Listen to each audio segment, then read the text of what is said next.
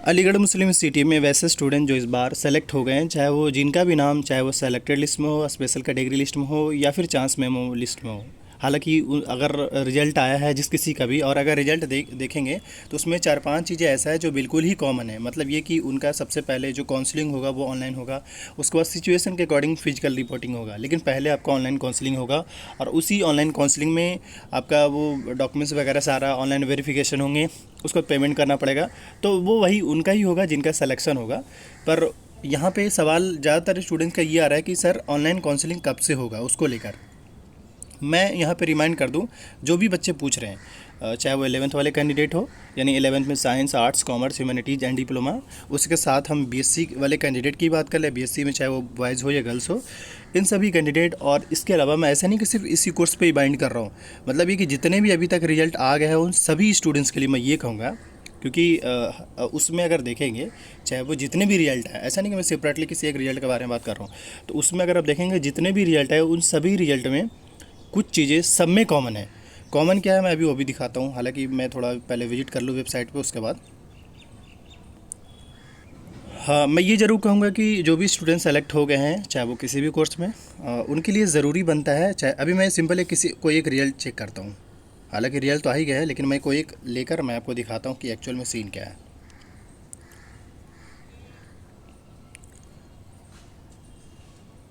या इस तरीके से मैंने इसको ओपन किया, और अब इसके बाद जो मैं इसको जस्ट ओपन करूँगा, अब इसके बाद अगर मैं समझिएगा यहाँ पे थोड़ा सा मैं कहना क्या चाह रहा हूँ। देखिए जितने भी रिजल्ट है उन सब में कुछ चीज़ें कॉमन है, जैसे एक तो डेट ऑफ काउंसलिंग या admission as per schedule which will be notified separately. इसका मतलब ये है कि आपको जो ऑनलाइन काउंसलिंग होगा, क्योंकि ज़्यादातर बच्चे पूछ रहे हैं और इस कन्फ्यूजन को क्लियर करना बहुत ज़रूरी है। और मैं समझता हूँ कि जो भी स्टूडेंट्स का कमेंट आता है ज़्यादातर वीडियो उसी बेस पे ही होते हैं। तो हम इसमें ये बताना चाह रहे हैं कि जो सबसे पहला लाइन पे ये कहा गया कि जो आपका जो काउंसलिंग होगा वो ऑनलाइन होगा पहला, और इसके लिए डेट ऑफ इसके लिए अगर आप समझे तो इसमें कहा जा रहा है कि शेड्यूल के अकॉर्डिंग सेपरेटली नोटिफाई किया जाएगा। अब ये सवाल ये जरूर हो सकता है कि कब आएगा, क्योंकि हालांकि ये स्टूडेंट्स को पता है कि ऑनलाइन ही काउंसलिंग होगा, लेकिन ये होगा कब। तो इसमें इनका फाइनल जवाब ये है हमारे हिसाब से, जैसा कि दिख रहा है इस बार आपका जो ऑनलाइन काउंसलिंग इस बार होगा वो ज़्यादातर जब रिजल्ट सारे कोर्सेज़ का आ जाएंगे उसके बाद ही होगा। क्योंकि हालांकि जो 11th का रिजल्ट आया वो ज़्यादा टाइम भी हो गया है। और जो मैं पिछले साल जो है मैं उसके बारे में थोड़ा बता दूं, पिछले साल जो रिजल्ट हुआ था, सॉरी जो रिजल्ट सारे कोर्सेज़ का आ गया था उसके बाद जो ऑनलाइन काउंसलिंग हुआ सबका एक ही बार हुआ था। मतलब एक बार ही में ही सारे कोर्सेज़ का ऑनलाइन काउंसलिंग करा दिया गया, ऑनलाइन काउंसलिंग दिया गया था। अब यहाँ पे समझना क्या होगा वो ज़्यादा ज़रूरी है। जैसे ऑनलाइन काउंसलिंग में होता क्या है कि सिंपल जिस तरीके से फेसबुक का अकाउंट बनाते हैं आपको उस तरीके का अकाउंट बनाना होता है, और अकाउंट जो बनता है वो ईमेल आईडी और पासवर्ड के थ्रू, तो आप अपने अकाउंट बना लेंगे। अकाउंट बनाने के बाद सिंपल कुछ डॉक्यूमेंट्स अपलोड करना पड़ता है, हालांकि मैंने इस पर वीडियो बना दिया है। तो वो कुछ कर लेने के बाद सिंपल आप अपना डॉक्यूमेंट्स अपलोड करते हैं। इस तरीके से फिर वो चीज़ जो है वो एएमयू आपका डॉक्यूमेंट्स वेरीफाई करती है। अगर उनको लगता है कि हाँ भाई ये सारे डिटेल सही डाले हैं और आप सेलेक्टेड लिस्ट में हैं तो पहले आपको एडमिशन मिलेगा। फिर इनकेस अगर स्टूडेंट्स एडमिशन नहीं लेते हैं उस केसेस में, यानी ऑनलाइन काउंसलिंग में अगर कोई स्टूडेंट्स एडमिशन नहीं लिए, क्योंकि ऑनलाइन काउंसलिंग में जो पार्टिसिपेट करते हैं जब उनका कन्फर्म हो जाता है तो मेक अ पेमेंट का ऑप्शन आता है, जो कि मैंने वीडियो बनाया भी है। तो जो बच्चे पेमेंट कर देते हैं उनका कंफर्म हो जाता है। अब भाई देखो उसमें जो बच्चे एडमिशन नहीं लिए तो उनको फिर जो बच्चे उसमें अगर एडमिशन नहीं लिए तो जो चांस मेमो में जिस भी कैंडिडेट का नाम है उनको फिर दोबारा मौका मिलता है। तो ये घबराने की ज़रूरत नहीं है। मैं ये कहूँगा कि जैसे जैसे नोटिफिकेशन आते जाएंगे आपको सारी चीज़ अपडेट करी जाएगी। और मैं बार बार कह रहा हूँ कि बस ये करना है आपको ऑफिशियल वेबसाइट से अपडेटेड रहना है थोड़ा सा। हाँ, अब हम बात करते हैं कि जितने भी कोर्सेज़ का भी रिजल्ट आ गया है, श्योर आप पूछ रहे हैं कि ऑनलाइन काउंसलिंग कब होगा, चाहे वो 11th वाले हो, बीएससी वाले हो, या अभी अपकमिंग में जो भी रिजल्ट आएंगे चाहे वो बीए वाले, बीकॉम से वाले, इन सभी का जो ऑनलाइन काउंसलिंग होगा वो हमारे हिसाब से अभी देखिए, हालांकि एक एक्सपेक्टेड डेटा ही दे सकते हैं फ़िलहाल, क्योंकि अभी जो है बहुत सारे ऐसे कोर्सेज जिनके रिजल्ट नहीं आए हैं। तो मैं ये कहूँगा कि जब तक सारे रिजल्ट आ ना जाए तब तक आपके ऑनलाइन काउंसलिंग नहीं होने वाला है।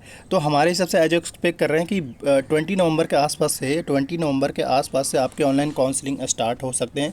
बाकी मैं टाइम टू टाइम वीडियो बनाता रहूँगा, आपको अपडेट करता करूँगा, यही मैं कह सकता हूँ।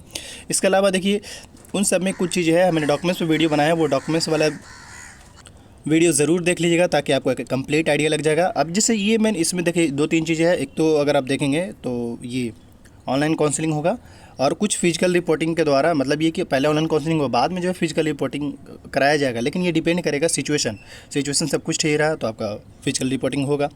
इसके बाद देखिए जैसे ये कह रहा है कि candidate should report online on counselling dot, ये जो वेबसाइट आज के टाइम में अगर जाकर सर्च कर लेंगे डायरेक्टली तो ये काम नहीं कर रहा है, क्योंकि अभी आपका नोटिफिकेशन ही नहीं आया ऑनलाइन काउंसलिंग को लेकर, तो ये काम कैसे करेगा। तो मैं ये कहना चाह रहा हूँ कि जब तक आपके डेट ना आ जाए तब तक आपको अपडेटेड रहना पड़ेगा थोड़ा सा, और मैं ज़रूर अपडेट करूँगा, मैं बार बार यही कह रहा हूँ, क्योंकि ऑब्वियसली अब सभी के क्वेरी आ रहा है तो अब हर स्टूडेंट को सेपरेटली रिप्लाई करना बहुत मुश्किल होता है। तो मैं यही इसीलिए मैंने फाइनली एक वीडियो बना दिया कि देखिए 2-3 चीज़ें हैं, एक तो थोड़ा वेट करना पड़ेगा और हमारे हिसाब से एटलीस्ट 20 नवंबर के आसपास में। दूसरा ये कि ऑफिशियल वेबसाइट से अपडेटेड आने की कोशिश करिएगा। तीसरी चीज़ ये कि जहाँ से आपने अपना एडमिट कार्ड डाउनलोड किया था उस वेबसाइट को हर 1-2 दिन पर ज़रूर लॉगिन किया करिए, ताकि आपका आईडी और पासवर्ड जो है वो एक्टिव रहे, गलत ना हो जाए। मतलब होता क्या है कि बहुत सारे एस्पिरेंट को पासवर्ड ही भूल जाते हैं, तो इसलिए पासवर्ड आपको कहीं सेपरेट जगह पे ज़रूर लिख लीजिए। ये रहा फिलहाल आज का। बाकी thank you for watching this video. अगर आप एएमयू के अपकमिंग अपडेट से अपडेटेड रहना चाहते हैं तो इस यूट्यूब चैनल जरूर सब्सक्राइब कर लीजिए। Thank you.